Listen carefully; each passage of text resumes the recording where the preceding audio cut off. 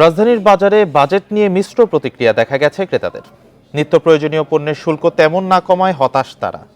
আসছে কোরবানি ঈদের বাজার নিয়েও শঙ্কায় ক্রেতারা, বিশেষ করে পেঁয়াজ, রসুন, আদা সহ মশলার দামে নেই স্বস্তি। সপ্তাহের ব্যবধানে এসব পণ্যের দাম কিছুটা বেড়েছে বলে অভিযোগ তাদের। সামনে আরও বাড়ার আশঙ্কা জানান অনেকে। এদিকে বাজারে এখনও কমেনি ডিমের দাম, প্রতি ডজন বিক্রি হচ্ছে 150 টাকায়। এছাড়া চাল, ডাল, চিনির দামও আগের মতো বাড়তি বলছেন ক্রেতারা। সপ্তাহের ব্যবধানে সবজির দামও কিছুটা বেড়েছে, 50 টাকা কেজির নিচে মিলছে না বেশিরভাগ সবজি।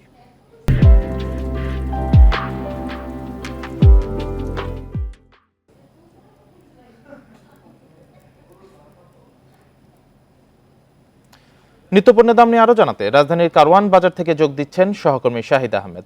শাহিদ, কোরবানির বাজার নিয়ে ক্রেতারা এরই মধ্যে শঙ্কায় রয়েছেন, এরই মধ্যে দামও বাড়তে শুরু করেছে। আজকে দরদামের তারতম্য কেমন দেখছেন? বেড়েছে কোন কোন পণ্যের দাম, বিশেষত বাজেটের কোনো প্রভাব পড়েছে কিনা বাজার দরে?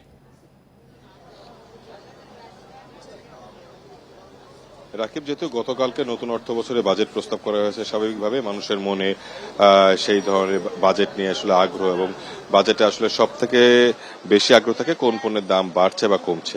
আমি যদি আরো নির্দিষ্ট করে বলি, এই মুহূর্তে আমি রয়েছি রাজধানী কারওয়ান বাজারে। সকাল থেকে, যেহেতু সাপ্তাহিক ছুটির দিন, ক্রেতা বিক্রেতাদের উপস্থিতিও বেশি এবং মানুষের মধ্যে মিশ্র প্রতিক্রিয়াও বেশি। তবে বেশিরভাগ ভোক্তা সাধারণ তারা আসলে বাজেটের প্রভাব বা বাজেট নিয়ে খুব বেশি আসলে স্বস্তিদায়ক কথা বলে না, তারা বেশিরভাগই আসলে হতাশা প্রকাশ করছে। কারণ তারা যেটা বলছে যে বাজেটে আসলে নিত্য পণ্যের দাম কমানোর জন্য সুনির্দিষ্ট তেমন কোনো পদক্ষেপ নাই, যাতে তারা বাজারের দামটা একটু নাগালে থাকবে।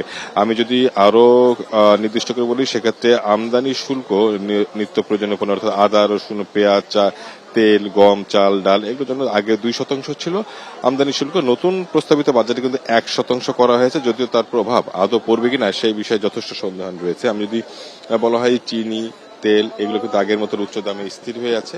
আর সামনে যেহেতু কোরবানি ঈদ আসছে, সেক্ষেত্রে আদা, রসুন, পেঁয়াজ, এলাচ, দারুচিনি অর্থাৎ গরম মশলা দামটা যেমন বাড়ে, চাহিদা তেমন বাড়ে। তবে এইগুলোর ক্ষেত্রে কোনো ধরনের প্রভাবই নাই, বরং উল্টো বাড়তি। আলু গত সপ্তাহে 55 টাকা কেজিতে বিক্রি হলো, আজকে কিন্তু সেটা 60 টাকা কেজিতে বিক্রি হচ্ছে।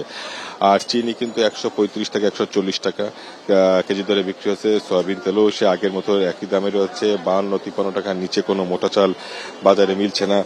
120 থেকে টাকার উপরে আপনারা মসুর ডাল বিক্রি হচ্ছে। তবে ডিমের বিষয়টা, অর্থাৎ বাজারে ডিমের দামটা কিন্তু এখনো চড়ে, 150 টাকা এই পাইকারি বাজারে বিক্রি হচ্ছে। খুচরা বাজারে সেটা 155 থেকে 160 টাকা ডজনে বিক্রি। যদি এক কথায় আপনাকে বলা হয়, নতুন প্রস্তাবিত বাজেট নিয়ে ভক্তদের মধ্যে হতাশা কাজ করছে। নিত্য প্রয়োজনীয় পণ্যের দাম আরো যাতে সহনীয় থাকে, নাগালে থাকে, সেজন্য কার্যকর ব্যবস্থার আহ্বান তাদের বা তাদের তাগিদ রয়েছে এই ধরনের বাজারটা নিয়ন্ত্রণের জন্য। মূলত এই ছিল রাজধানী বাজার থেকে সবশেষ।